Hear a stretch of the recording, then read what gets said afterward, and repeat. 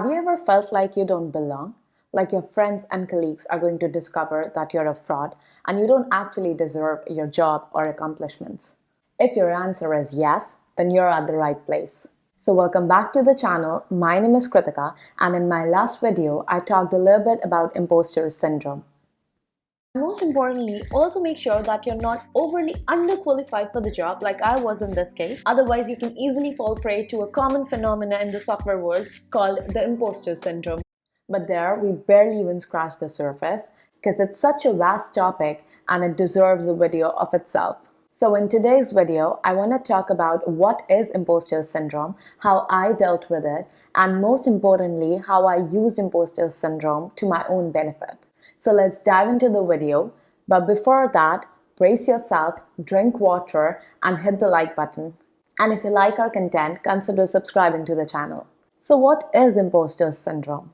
It's like this voice inside your head that keeps telling you that you're not good enough.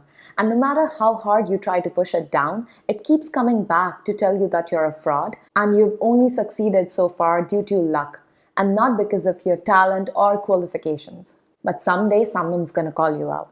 Now, like most of you out there, imposter syndrome has been the story of my life. But when I first felt it, I wasn't strongly aware of it, just as most people aren't. But I really took it seriously when I first started working, especially being the only girl in my team, rather being the only girl in the entire web department. And the fact that I was the only immigrant at my office didn't help much either. For the first few months, I realized that the more I know that I don't know. And it's just so overwhelming to realize that there is so much more to learn out there. And that caused anxiety. But as months passed and I worked with people closely in a team, I understood that everyone's pretty much in the same boat. Nobody has it all figured out. I realized that it's okay to not always know the answer. It's really okay to raise your hand and ask questions without thinking that they're stupid. And maybe someone else has the very same question in their mind, but they're just as afraid to speak up. So in a sense, you're not just helping yourself, you're helping a lot of other people as well. And as Sid from DevOps Directive mentioned in one of his videos, that you should always treat yourself, he's probably gonna do it better than me, so check it out. In those first 2 weeks, you kind of get this free pass where you feel like you can ask any question and you don't have to be ashamed of not knowing the answer. And it's almost like a freedom where you can not worry about being ashamed of something you don't know. And so what I recommend to all people is to try to take that mindset from the first 2 weeks and bottle it up and hold on to it forever. Keep that beginner mindset as you enter a new problem and be willing to ask for help. Thank you, Sid. Great channel, by the way. And also, I'm going to put a link to this complete video down in the description below. Now, thanks to my extensive research on imposter syndrome at the time, one fine day I came across an eye-opening TED Talk from Mike Cannon on how to leverage from imposter syndrome. Watching this TED Talk made me ponder upon the true power of imposter syndrome and how it can create wonders for you if you leverage it the right way.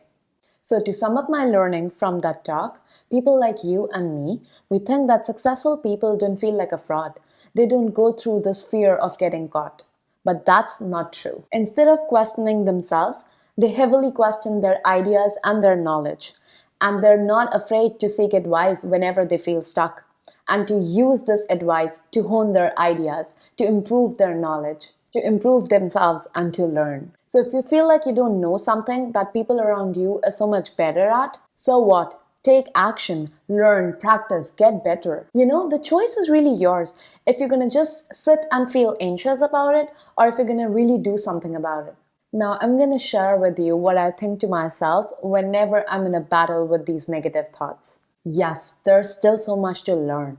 And trust me, there's always gonna be. But I am not a fraud. I've worked really hard all these years to get where I am today. And I can proudly say that I'm a computer science engineer, a programmer, a creator. And I create these wonderful, amazing things because I can do it. But if I don't know how to do it, I'll learn and then I'll know how to do it. But if you don't trust me, take it from her. You may think that you shouldn't be in the room or you don't know enough, but that's just not true. Now, thank you so much for making it till the end of this video. It has been a real roller coaster journey for me as well, but I'm really happy to talk about it with you. If you've felt imposter syndrome in the past, or if you're still dealing with it, I really hope this video will help you fight it. And even better, this video might help to inspire you to use it to your benefit. Let us know how you feel about it down in the comment section below. We'll be happy to hear your thoughts. If you like this kind of content, check out our other videos as well. Consider subscribing to the channel and spread the love. Thank you so much. Stay hydrated, and until next time.